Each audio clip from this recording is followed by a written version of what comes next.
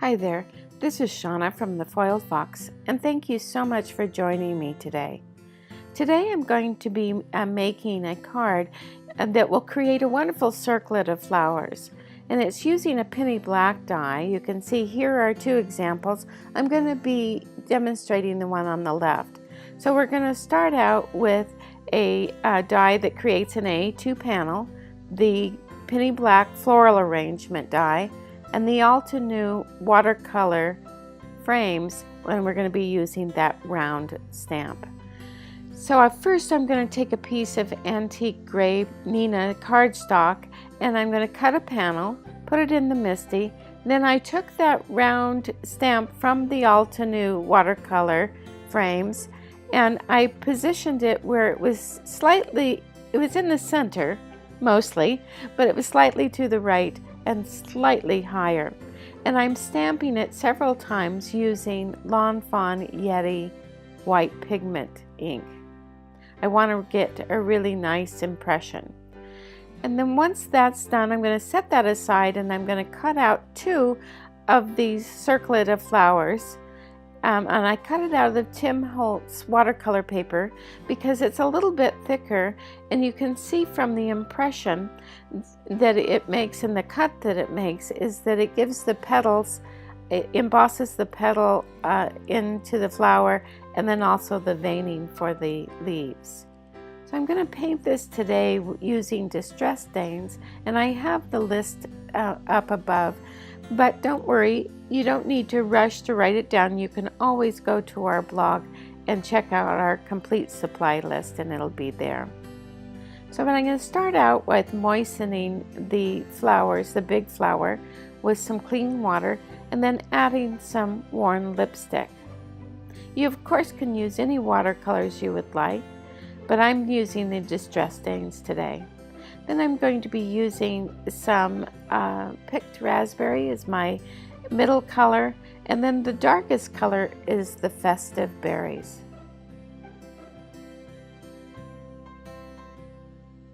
The embossed petals that are in there and the veining of the leaves really help to know where to do the shading, and the paint just kind of goes into those areas, so it makes it real easy.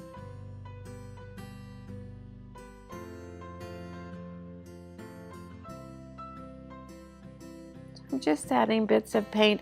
You'll see throughout this process as I paint is I'm going to add different colors into the flowers. Here I'm adding the festive berry to give it a little bit more pop and some depth. But as I go along, I will go on to the smaller flowers and then the leaves, and then I'll go back and letting that big flower dry a little bit and add more color. Another color that I use for the big flower is a little bit of squeezed lemonade. I like adding a little bit of yellow to my pink flowers. It brightens it up a little bit. So here on the blue flowers, I'm first adding tumbled glass, and then the darker color is stormy sky. Now you can see that I'm coloring these in tandem, but I'm going to abandon that and just color the one, and then we'll speed through the second one kind of as a review.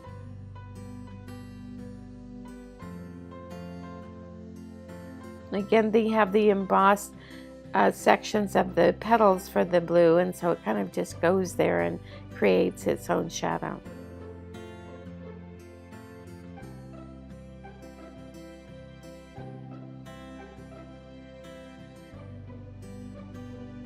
So now I'm moistening with clean water the leaves. I'm adding some crushed olive as the light color, and then I'll add forest moss as the deepest color.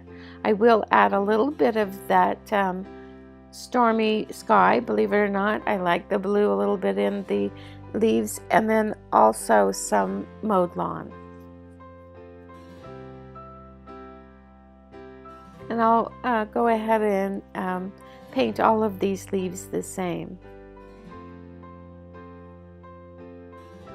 Just adding some of that water.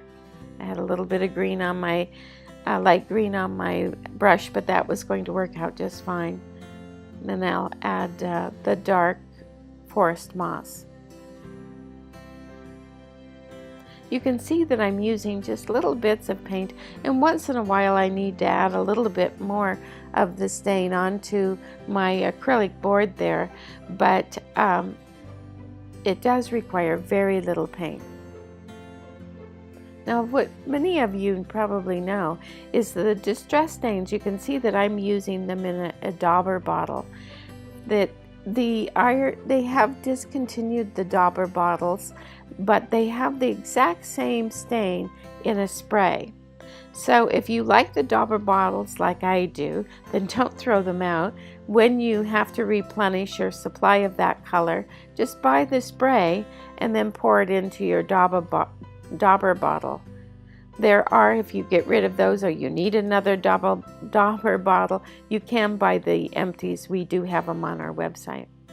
So like I said, I'm going to go back to the flower several times, and I'm going to add more color to it, mostly the darker colors, just to add more dimension. And then you can see there's some little tiny buds there, and I'll add some festive berry to color the buds. Now right there I added some black in the center just to give more depth to the center of the flower. I'm going to do that to the blue flowers as well.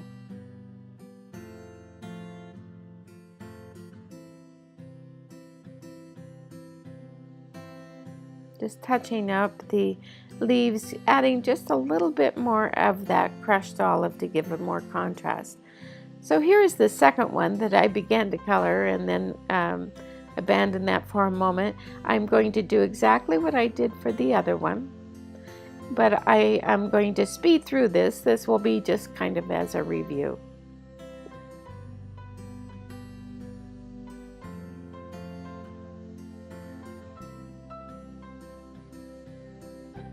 So you can see I go back to the first one just because it's dried a little bit and I want to make those buds a little bit more intense in color, and then I go back to the second one. I cut two because one of them I'm going to use as the main spray, and then the other I'm going to cut apart and just use the flowers and a few leaves.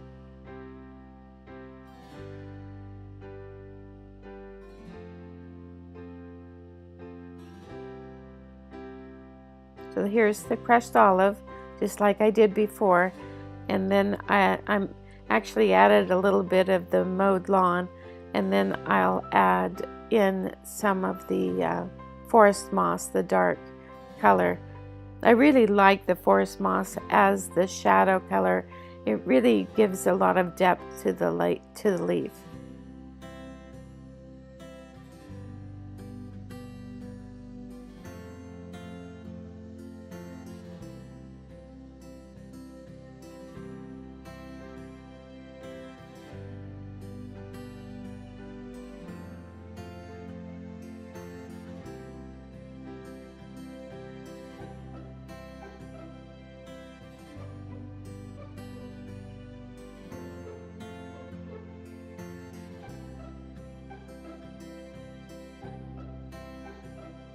Now I'm going to just add a little bit more accent to the flowers, adding a little bit more festive berry for some depth. And now that those are finished and completely dry, I'm cutting apart that one of them, just separating the flowers from the rest of the circlet. I'm keeping one leaf from each of the blue flowers and then two leaves from the pink flower. But now I have a white card base that I have folded at the top, and then I have a pink panel that is slightly larger than the gray one. It's called Pale Rose, is the name of that color of the pink. And then I'm adding on the gray, and then I'm going to tape on both of these onto the card base.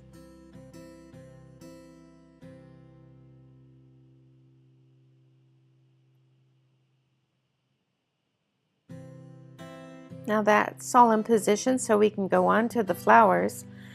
The flowers I'm adding on some foam tape just to pop them up a little bit, give some dimension. and some depth. But first I'm going to add on some what I call controlled splatters.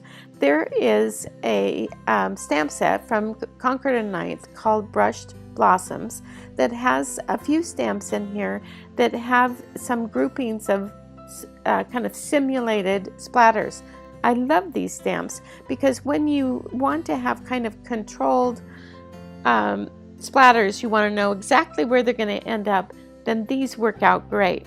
And I'm adding these so I can expand that circlet to be a little bit wider, a little bit larger. And then I will add on the main circlet here. I took the release tape off of the foam. And now just pushing it on. And then I also have foam tape on the back of each of these flowers, and that will go on top of these, so that adds even more dimension. And I'm just positioning these where it kind of makes sense. And it just makes the circlet a little bit more full. And so I wanted the sentiment to be lots of love, but I couldn't find one of my favorite stamp sets, which is Penny Black Happy Snippets. It has a sentiment, lots of love. Couldn't find it, so I thought, well, I'll just letter it. So I have taken a piece of black cardstock, and I have used my chalk pen, drawn some lines so I can letter it straight, and then lettering it using Dr. P.H. Martin's waterproof white ink.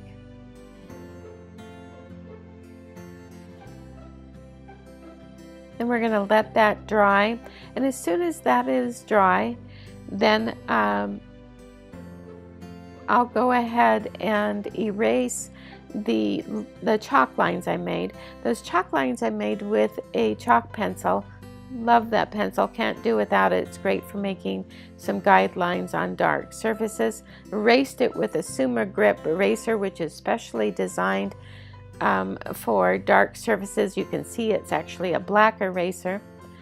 And I'm just trimming off the end of the black sentiment strip, putting it in position.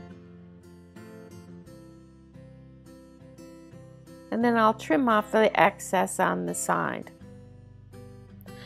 So the only thing that is left is I wanted to add a little bit of more pronounced splatters, but again I'm going to use kind of controlled ones. I'm just adding some dots of that white ink, and it does have some thickness to it, some viscosity, and so it kind of beads up. I really like that.